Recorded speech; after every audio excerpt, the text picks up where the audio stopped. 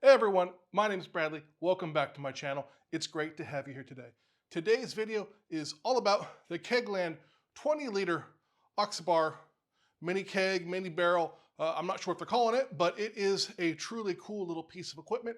It is a 20-liter PET keg, super lightweight, super portable. Today's video, I'm going to go over its pros, its cons. I'm going to show you how to put the sticker on. I'm going to show you what's in the box. I'm going to show you how to clean it. I'm going to show you how to do a pressure transfer. At the very end, I will talk about, my opinion. I'll give my review. I'll also go over a few kind of shortcomings that I've found with the product in my testing. I will also link timestamps down below. If you don't care about cleaning or the sticker or pressure transfer, skip it. Watch whatever you want. I really appreciate it. Please remember to like, comment, and subscribe. That really helps the channel. That's the best way to help me. Honestly, guys, I don't ask for memberships or stuff like that. Just subscribe and like the videos and comment, and that's really all the thanks I need. Research it, mash it, boil it, ferment it, drink it, analyze it, share it. Home brewing is good.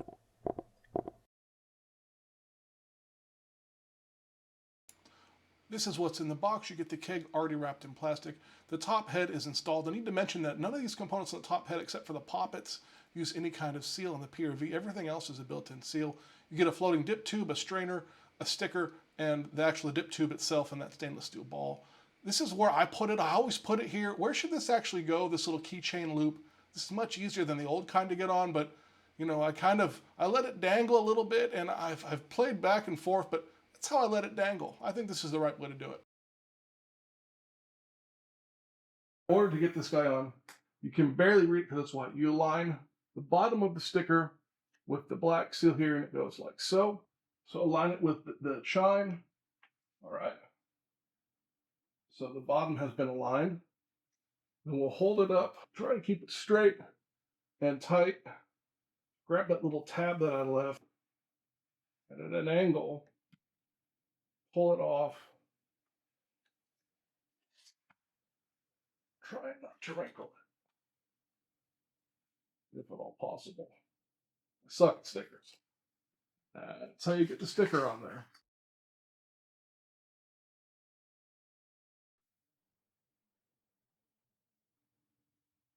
Before you open any pressure vessel, you always want to pull the PRVs. These are shipped with some pressure just to make sure that they hold their shape during shipping. And I wonder if it should be stored under pressure. Just it's probably stronger if it has some pressure on it. But we'll let the pressure out. And that's just a tiny bit of pressure.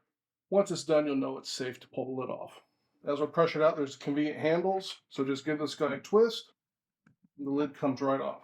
Top of this guy is threaded. To get the dip tube in, as we've just set it up, you'll first take your silicone tubing. And who's noticed that this tubing has gotten, the inside diameter has gotten bigger over the years. This is a welcome change. So you'll take it and drop it in, and it's a little more than you need. Don't leave it all the way long. So I kind of eyeball mine at this point, about where it's going to be inside of there. So I'm going to cut mine somewhere in here. Can't see it, but that floats just there on the bottom. So I've got one of these Kegland tubing cutters.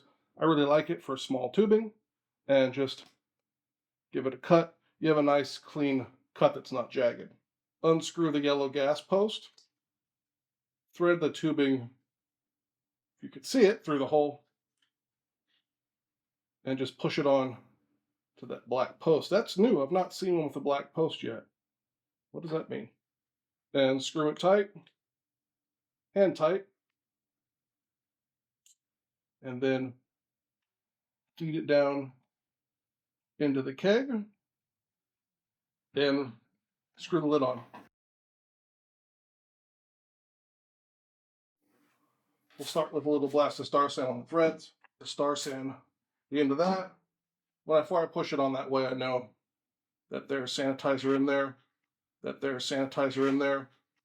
and the same. This just sticks on there nicely. I like that.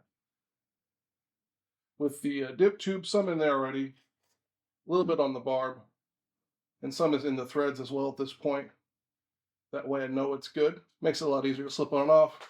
Now we can screw it in. Same thing on the gas side. This one, I'll just apply Star San all inside the top and down inside that poppet, and then I'll pull a little bit through that as well. Make a mess, dump it in, so it's ready to go. There's a couple ways we can do this. I'm going to show you one. Again, get this on there relatively tight. I think that's good. So we have Star San in the Oxebar barrel here, the little 20-liter keg. I've made sure it's shaken all the way to the top. I didn't have quite enough, as this keg was already clean with Star San sitting in it. So I have it under gas right here. It is pressurized. I have the second line that's going to take the liquid from this keg, the Star San from here, into this also clean keg. I'm also going to use this for my transfer from the unit tank fermenter. So we'll click this on, like so. I can hear it. We have CO2 flowing, pushing Star San out. This will be purged of oxygen. It'll also be purged of sanitizer. I'll know it's clean. And there's a blow tie over here with a pressure setting. We'll turn that just where I can hear it's got some pressure on it. And this will also, right now as I'm adjusting this, I'll also be able to take and match the transfer pressure out of my unit tank that this keg will be receiving beer from. That's also a little convenient side effect of using this method. So we'll get that up to about 11 psi is where the unit tank is. This will climb in here and in here as we push Star San into the vessel. Pushing the end of this Star San push, so this keg is now sanitized and nearly ready for beer.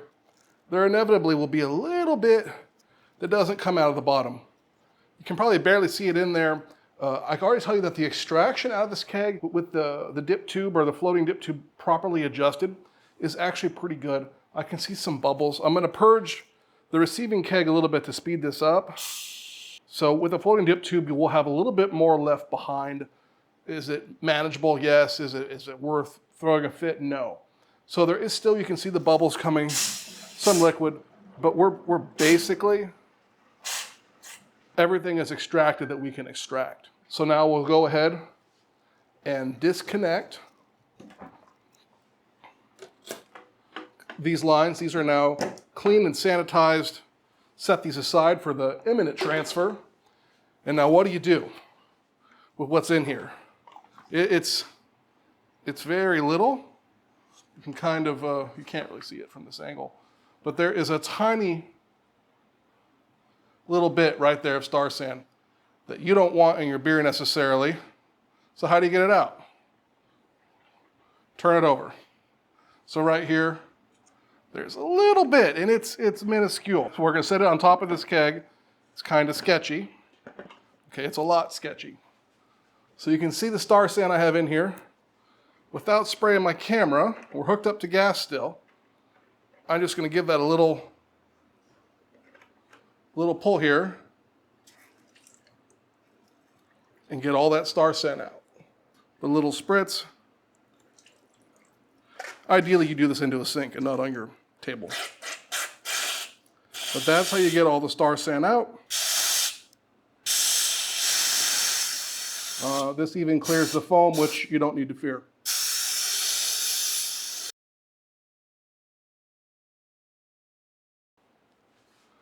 All right, so it's time for the pressure transfer.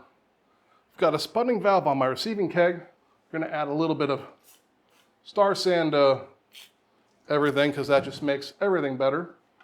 We're going to put gas back on the X3 like so. One more time, a little Star San on everything else. Then we will go onto receiving keg. And just like that, we are transferring beer. As far as cleaning, well, these things clean up really, really easy. I'm using the Kegland bucket blaster here with some PBW in here. I have the water, I don't think it's quite 150, maybe 140 degrees. It's pretty hot. That's about 60 something Celsius, 50 something Celsius, somewhere in there. This works really, really well. Gets it super clean. You may not actually need to use this, but I've got it and I really like it. I'm confident that everything is clean. I literally let it clean for less than 10 minutes and it came out squeaky, squeaky clean. All right, so we just watched me put this guy through its paces. You saw my pressure transfer. Now, clearly there are other ways to use this. You could use this as a fermenter. It will absolutely work. My opinion, fermenting in kegs isn't something that's really appealed to me to this point, but also CO2 capture doesn't either. But a lot of people do it, so maybe it's something we will look at. Another thing I want to racking into this, you don't have to do a pressure transfer. You could definitely just unscrew the top of this guy and drop your racking tube or whatever you want to call it into here and put beer in it that way like you would any other keg, kind of a more old school basic method. Make sure you do put some gas on this. I recommend putting gas on the gas post. That way you make sure you have gas in the bottom. As that beer fills, it will displace that gas, CO2, as it's heavier than oxygen, and you will have a pretty good transfer if you don't want to do a pressure transfer. Another thing I alluded to in the video is obviously safety of this. This is a pressure vessel. It's under pressure. Do be careful with it. You know, I kind of alluded that I wonder if you could take this off while it's under pressure without it exploding. Well, you should never try this at home, but you know, I have about 10 pounds on this keg, more than enough to be dangerous. But as you unscrew this, you do begin to hear it leak past the seal. So, you know, it's a good auditory kind of reminder. If you can't hear, then, well, you really need to pull the PRV and keep it safe. I have found a couple little downsides with this keg, and it may not be specific to the keg. It's Kegland's plastic ball lock ports. These guys do not like the kind of the solid stainless steel ball locks.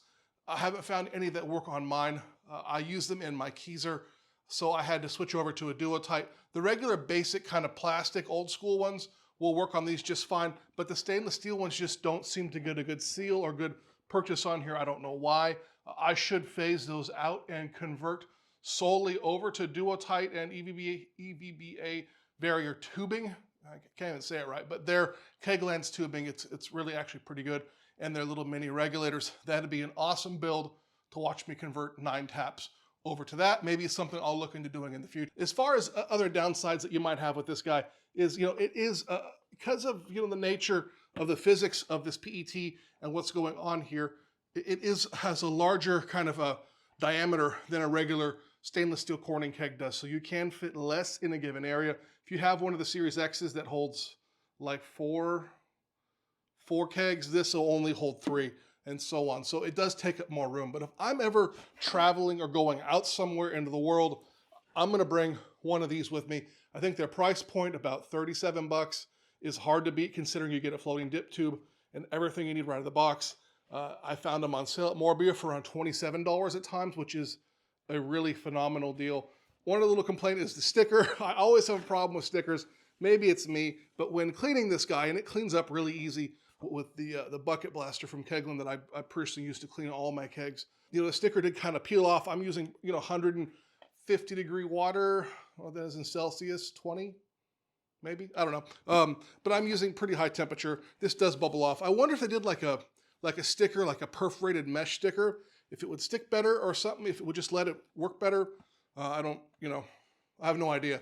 But just an idea. All in all, this is an awesome little product. Traveling, or you want a keg on the cheap, there's, you know, if you've ever messed with a regular Corning keg, if you've really gotten a truly used soda keg, Pepsi keg, they are a pain in the ass to clean. The sticky syrup takes a minute to get out. They do have to be rebuilt. If you get one of these, there's no rebuilding it as it's brand new.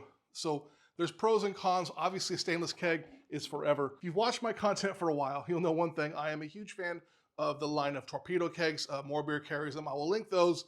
A solid stainless steel keg. I think they're about 120 bucks though for a new one, although, you know, new, whether it's this or other, I think is personally the way to go. Can't say enough good things about this. I've used it a ton. It definitely gets the job done. Like I said, it's cheap, it's portable, it's lightweight, no fuss, no nothing, cleans really, really easy. So yeah, that's my opinion of it. You should get one if you're looking into kegging. This is your first experience. This is way better than bottles. It's gonna treat you right every single time. All right, everyone, I really hope you've enjoyed the video. Please remember, like, comment, and subscribe. Remember, I've been Bradley. Home brewing is good, and I'll see you real soon.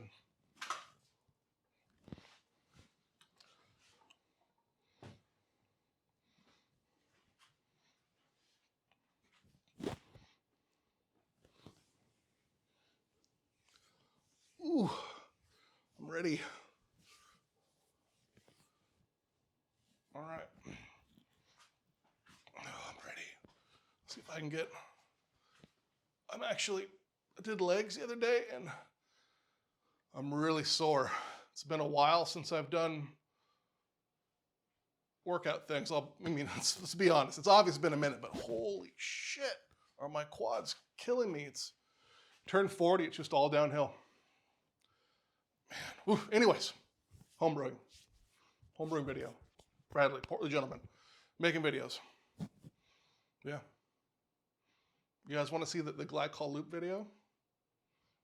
It works. I don't know if I'll do it. I've got it. Maybe we'll do that. Distilling? I've got a lot of that too. Definitely gonna do that. Brew tools? Yeah. That's on the way. The pipeline is full, but my time is precious. Yeah. The Oxebar 20-liter keg. Pretty slick. I mean, it's, you know, can't go wrong with it. Yeah, that's good.